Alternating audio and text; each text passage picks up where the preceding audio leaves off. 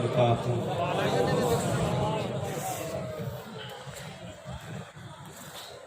আলহামদুলিল্লাহ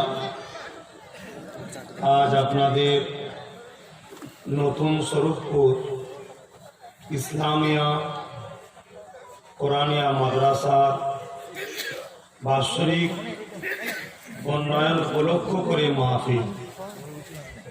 সেই মাহফিলে আপনারা দূর দূরান্ত থেকে আগত প্রতিটা কোরআন প্রেমিক, নবী প্রেমিক, মাদ্রাসা প্রেমিক, দিন ইসলাম প্রেমিক মানুষকে আমার আন্তরিক ভালোবাসা ও শুভেচ্ছা জানাই।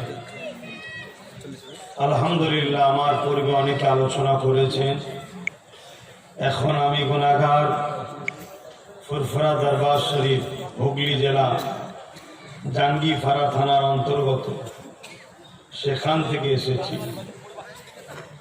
সংক্ষেপ সময় দিন ইসলামের কিছু কথা আপনাদের কাছে আলোচনা করার উদ্দেশ্য করি। কেননা নিশ্চয়ই আপনারা যখন প্রচার হয়েছে, খবর পেয়েছে, এটা একটা ধর্মীয় সভা, ইসলাম ধর্মের ধর্মীয় সভা। তাই ইসলাম ধর্মের নিয়ে কিছু কথা আলোচনা। এই পৃথিবীতে অনেক ধর্ম আছে, যে যা ধর্ম যে যার পছন্দ অনুযায়ী করে, তবে তার পছন্দকে সে কিন্তু বড় আনন্দ গর্বের সাথে করে।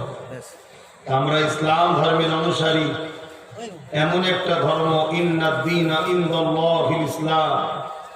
মহান সৃষ্টিকর্তা রব্বুল আলামিন বলছে, আমার মনোনীত পছন্দ নিয়ে একমাত্র ধর্ম হলো ইসলাম। জোরে বলুন সুবহানাল্লাহ। সেই ধর্মের আমরা যারা অনুসারী, আমাদের তো উচিত বড় গর্বের সাথেই ধর্মকে পালন করা।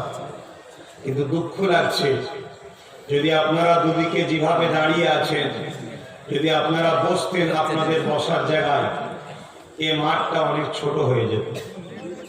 যারা বসেছেন অবশ্যই আপনারা ধৈর্য এবং ভালোবাসা এবং রসুলের একটা হাদিসের আমলও করছেন।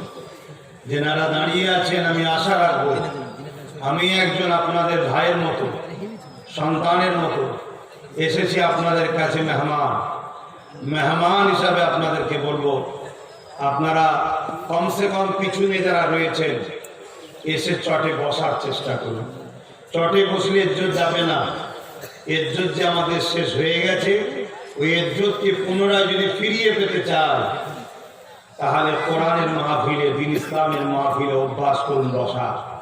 তবেই যদি আল্লাহ দয়া করে। এটা আমার দায়িত্ব মনে করে আপনাদেরকে জানালাম। আপনারা আপনাদের ভালোবাসার পরিচয় দিন। যদি আপনারা মনে করেন যে আমারটাকে সারাতে দরকার আছে, তা আসুন। আর যদি মনে করেন যে না, আর এই মশাই আমি এতটুকু এসছি, এতে খুশি নয়, এর চেয়ে বেশি আবদার করো না। আমি নিজের জন্য আবদার করতে আসি না, আমি আপনার জন্য আবদার করছি। এই মাহফিলে আপনি বসবেন, আপনার ছোট ছোট গুনাহ মাহফিলে বসার দরুন আল্লাহ মাফ করে দেয়। জোরে বলুন সুবহানাল্লাহ। এই মাহফিলে আপনি বসবেন, আপনার উপরে আপনার সৃষ্টিকর্তা রব্বুল আলামিন আল্লাহ খুশি হবে, রাজি হবে। যিনি আপনাকে দুটো হাত দিয়েছে, দুটো পা দিয়েছে, দুটো কান, দুটো চোখ দিয়েছে, আপনাকে আশরাফুল মখলুকাত করেছে, তিনি তামাম কায়নাতের একমাত্র মালিক। লিল্লাহি মা ফিস সামাওয়াতি ওয়া মা ফিল আরদ। সেই আল্লাহ খুশি হবে। দুনিয়ার জালিম, দুনিয়ার অত্যাচারী, দুনিয়ার শরাবি, দুনিয়ার নাচনেওয়ালা, দুনিয়ার গানেওয়ালা, সবাইকে খুশি করার জন্য বসে গেলাম। যেখানে বসলে ইবলিস খুশি হয়, আল্লাহ খুশি হয় না। আল্লাহর সৃষ্টি হয়ে আল্লাহ যেখানে বসলে খুশি হয়, সেখানে যদি বসা নসিবে না হয়, মনে রেখে দিও, তোমার কপালটা কতটা ফাটা তুমি নিজেই ভাবো।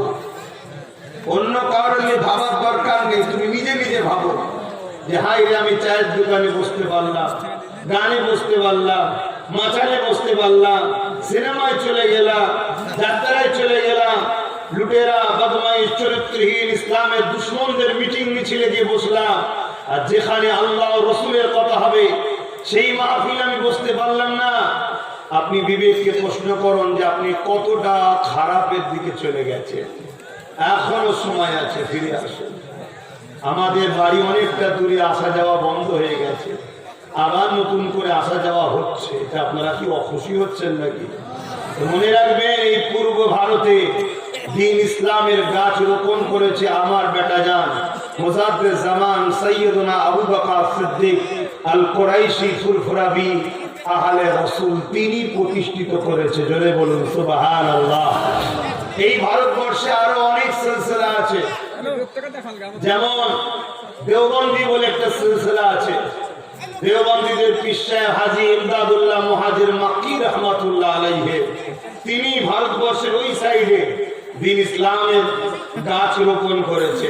ঠিক তেমনই আর এক সিলসিলা আছে এই ভারতবর্ষে, আলা হযরত আহমদ রেজা খান বিরলুবি রাহমাতুল্লাহ আলাইহি, তিনি ভারতের আর এক সাইডে দ্বীনের কাজ করেছেন।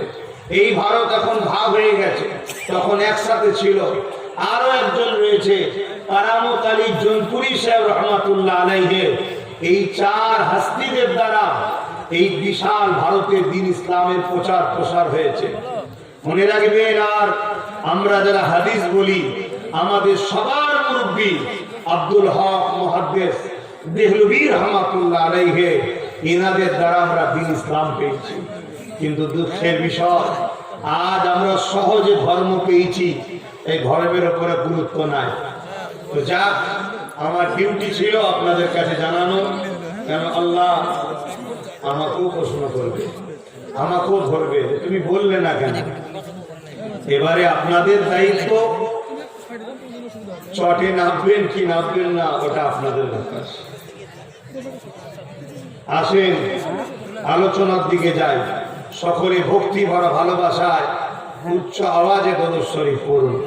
আল্লাহুম্মা সাল্লি আলা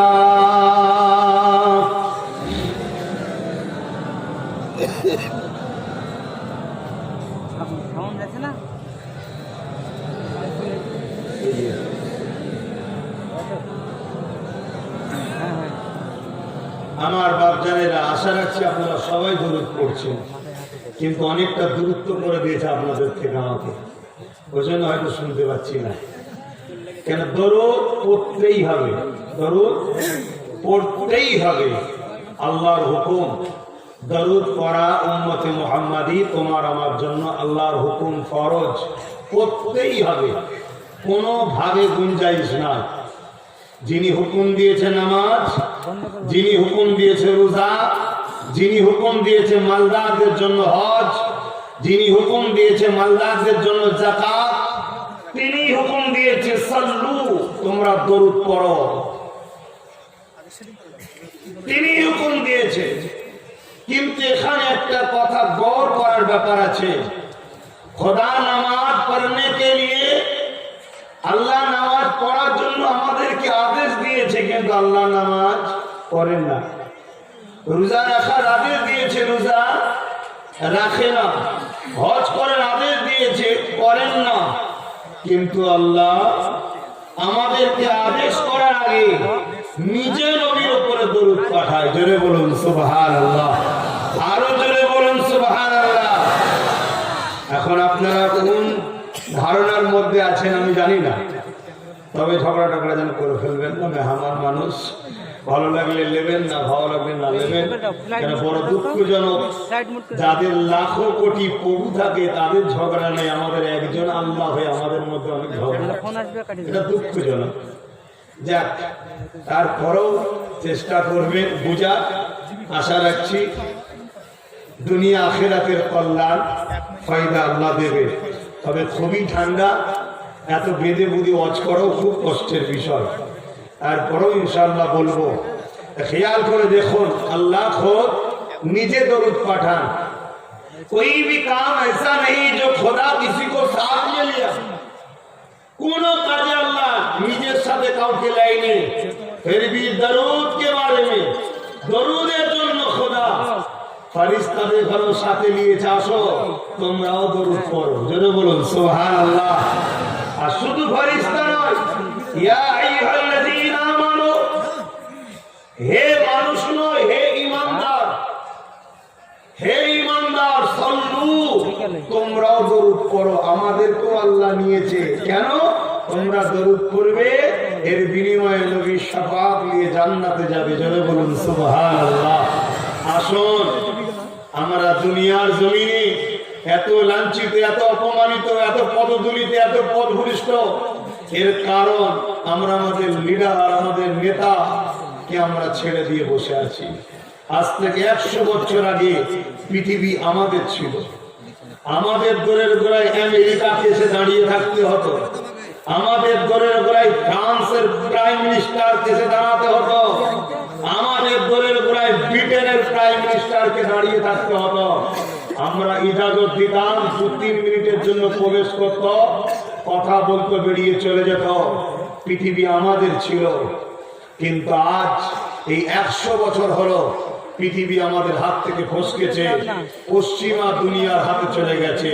পশ্চিমা দুনিয়া পৃথিবীকে তাদের মতো বানাতে চাইছে। তারা যেমন অসভ্য, তারা যেমন উলঙ্গ, তারা যেমন বর্বর, তারা যেমন জালিম, তারা যেমন অত্যাচারী, তাদের মতো করে বানাতে চাইছে।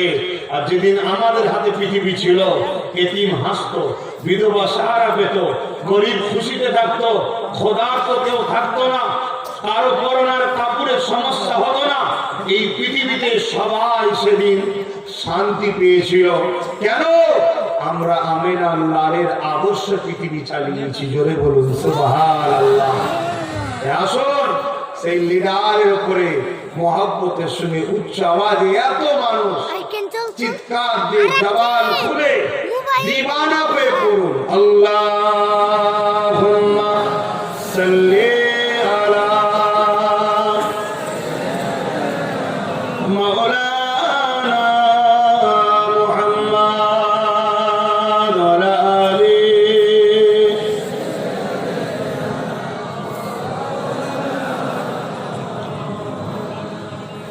আউযু বিল্লাহি মিনাশ শাইতানির রাজীম।